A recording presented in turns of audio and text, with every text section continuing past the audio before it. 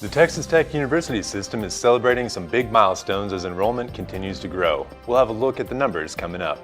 Students looking for opportunities to give back to Lubbock and the Tech community had several options this week.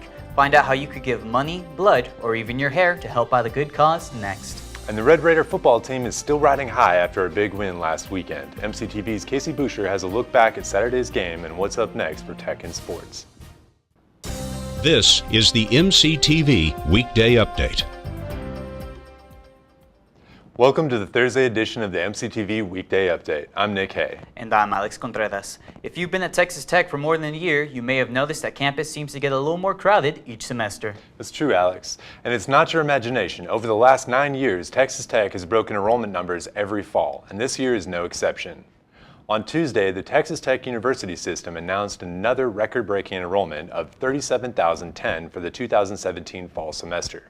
Out of that number, 30,759 are undergraduates and more than 27% are Hispanic. The main campus here in Lubbock was not only part of the TTU system making news.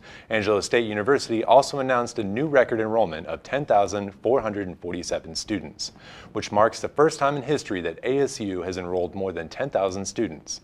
Overall, the Texas Tech system has now a total of nearly 53,000 students across all of its campuses. That includes the main campus, ASU, and the TTU Health Sciences Center here in Lubbock and in El Paso. As Texas Tech continues to grow, so there's a number of opportunities students have to get involved both on and off campus. And yesterday, several groups spent time in the free speech area outside the sub to raise awareness for a good cause. The Sigma Lambda Beta fraternity hosted the third annual Brave Shave events yesterday afternoon. From 11 a.m. to 2 p.m., members of the fraternity asked passersby to shave their heads and donate money to benefit Covenant Hospital's Pediatric Cancer Center. The funds raised during the event will be used for a game night for patients in the Cancer Center. Generally, we like to hit anywhere from $300 to $500. It's tough because it's college students and it's people that, we're broke college students, that's what we are. But when a lot of people chip in, it starts to add up. But usually, I believe last year we did something like $300 and we're hoping to exceed that this year. Along with the money raised, participants who shave their heads also pose for a picture that will be displayed during the game night later this fall. The pictures will be used to help show support to patients undergoing cancer treatments. Across the free speech area, another group spent their afternoon encouraging fellow students to embrace diversity here on campus.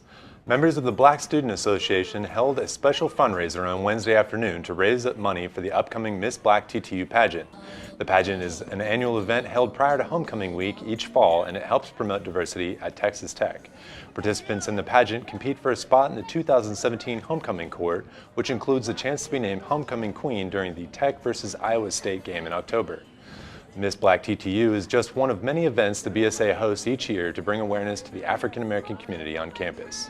We hold a pageant called Miss Black TTU. So the point of that pageant is to have someone of representation on the homecoming court because there needs to be diversity, or at least we believe there needs to be diversity. The Miss Black TTU pageant was started in 1992 after Sonia Sloan became the first African American homecoming queen at Texas Tech. The annual event was discontinued in the early 2000s, but the BSA brought back the pageant in 2015 to help raise awareness to diversity issues on campus. Every year, thousands of people across the South Plains are in need of the life-saving gift of blood. And all this week, you have the chance to give that gift and enjoy some friendly competition. On Monday, United Blood Services set up a temporary blood donation center in the sub Red Raider Lounge for the annual Battle of the Halls blood drive. Every day, students can stop by between 10 a.m. and 5 p.m. and give blood. Our goal for the Battle of the Halls is 98 life-saving units every day this week. So we may go on Monday and we may go yesterday. We're not looking too good for Wednesday, but hopefully it'll pick up this afternoon and we can come through with that 98 units. Along with the free swag, students can also donate blood on behalf of their respective residence hall. The dorm with the most units donated over the course of the school year will be announced as the winner of the Battle of the Hall blood drive in the spring. If you haven't made it out to the sub just yet, you still have one more chance to donate the gift of life. Just head out to the Red Raider Lounge between 10 a.m. and 5 p.m. tomorrow. You can also find out how to give blood at any time by visiting unitedbloodservices.org. It's been warm and dry across the South Plains this week. On average, we've seen highs around 90 degrees every afternoon since Monday. Yeah, Alex, the afternoon temperatures have made for a hot commute off campus for many students after a long day of class, but some big changes could make for a cool, wet weekend. Let's take a look at the MCTV forecast. A few clouds can be seen in the distance on the Memorial Circle cam this afternoon, but the mostly sunny conditions have helped raise temperatures back into the mid-90s again today. The warmer temperatures look to continue this evening, with tonight's low predicted to fall just below 70 degrees. Tomorrow, the end of the week, will finish out with another high in the low 90s, but we'll also see an increase of winds in the late afternoon. By the nightfall, winds may gust as high as 20 to 30 miles per hour. Overnight, the windy conditions will continue and temperatures will again drop into the upper 60s. The windy conditions will decrease by Saturday morning, but in their place, we'll see overcast skies and increasing chances for thunderstorms.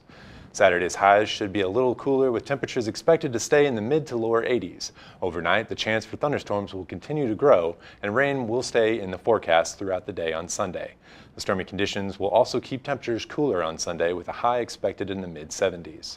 Heading into the next week, chances for storms will stay in the forecast. Monday looks to be a wet, cool day that could create a difficult commute for students.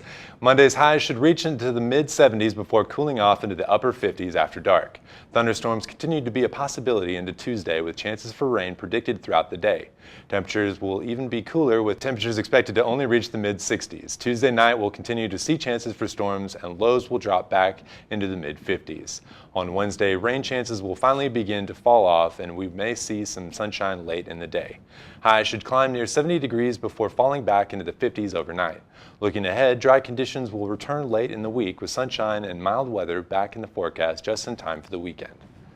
The Texas Tech Red Raiders are gearing up for their last non-conference showdown on Saturday after putting up some big numbers this past weekend. MCTV's Casey Buscher joins us now with a look at that story and more in sports. Thanks, Nick and Alex. This past weekend was an exciting weekend for Texas Tech fans. Texas Tech football finished 52-45 over Arizona State. After Texas Tech led for most of the game, Arizona State finally tied the score with 9:52 left in the fourth, which made for an exciting last quarter. This past Saturday was a huge game for many of the leaders on Texas Tech football. Senior quarterback Nick Shimanek threw for 6 touchdowns, with wide receiver Dylan Cantrell finishing the game with a career high of 160 yards. Coach Kingsbury said he's a talented player. It happened to be his night, and he had some big-time catches for us. Junior wide receiver Kiki Kuti also set career marks with 12 catches for 186 yards and 1 touchdown. Texas Tech led the total yards and first downs for the night over Arizona State with 615 yards and 33 downs. If the Red Raiders continue to play with the fight they did last Saturday, Texas Tech fans are in for a great season. This weekend, the Red Raiders head to Houston for their last non-conference game against the Cougars. Saturday's kickoff is set for 11 a.m., and you can catch all the action on ESPN2. The Red Raiders soccer team went 7-2 in non-conference play and is looking for their first conference win this weekend at home against Kansas State. Friday's game starts at 7 p.m. at the John Walker Soccer Complex. The Red Raider volleyball team started conference play coming up short to Baylor last night in Waco. The loss brings their overall record to 11-2. The young team is looking to be a force in the Big 12 this year as conference play continues. The Red Raiders will take on West Virginia next Wednesday at the USA. Tip-off is set for 6 p.m. The NFL season is finally here. Going into Week 3 with a few teams sitting at 2-0, some players are already making statements in the league. Some of the top leaders in the league in Week 2 includes Patriots quarterback Tom Brady throwing for 447 yards, 49ers running back Carlos Hyde rushing for 124 yards, and Cardinals wide receiver J.J. Nelson leading the league with 120 yards. ESPN released their Week 3 power rankings on Tuesday, with the Atlanta Falcons at the top of the list. If you're playing fantasy football, good luck to you this season. I'm a proud player sitting at 2-0. That's all for sports. Back to you, Alex.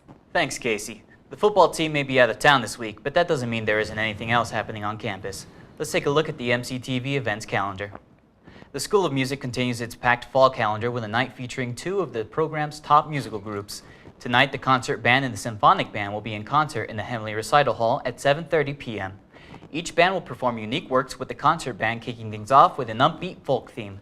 The symphonic band will then finish off the night with a more emotionally serious program, including a musical tribute to Rosa Parks. Tonight's concert is free and open to the public. Tomorrow night, head on over to the GTU Museum and take part in the inaugural first edition of an event that is sure to become a campus tradition. Museum by Night, the art and science of wine and pleasure, will take place from 6 to 7:30 p.m. Thursday night. The event will feature special museum talks, Balfour music and dance, and complimentary wine tastings. Tomorrow's event is the first of the Museum by Night series, which will take place every third Thursday of the month throughout the semester. Tomorrow's event is free and open to the public. And on Friday, you can help out students in need by taking part in an event. Starting at 4 p.m., stop by the Market Street on 19th and Quaker for the annual Rec Hunger Food Drive. The drive is a 24-hour opportunity for members of the tech community to contribute to the on-campus Rec Hunger Food Pantry. All you need to do is stop by Market Street and either purchase or bring non-perishable food items to donate to the food pantry. This year, the food drive is also featuring a tailgate theme, and students are encouraged to stop by and take part in special activities during the event. For more information on this weekend's event, as well as the on-campus food pantry, visit facebook.com and search for TTU Rec Hunger. Fridays and Saturdays in West Texas are often devoted to one thing in the fall: football. But last week, while the Red Raiders were taking down Arizona State, not everyone was at the Jones. That's right, Alex. Some of the members of the tech community could be found a few blocks from campus, showing off their love for a different kind of entertainment. The third annual Hub City Comic Con took place at Lubbock Memorial Civic Center this past weekend. Starting Friday night, fans of comics, television, movies, and more gathered together to celebrate the wide world of entertainment. The main floor of the convention center featured dozens of vendors who offered memorabilia covering everything from Superman to Star Trek to the World of Warcraft. Throughout the weekend, the convention also featured cosplay contests, special guest panels, and gaming tournaments. The Hub City Comic Con takes place each year in the fall. So Alex, did you have a chance to stop by this year's Comic-Con? Unfortunately, I didn't. Did you? I didn't, but I'm sure it was pretty interesting. That's all for today's edition of the MCTV Weekday Update. Thanks so much for joining us, and be sure to check ttuhub.net every day for more news. We'll see you next week.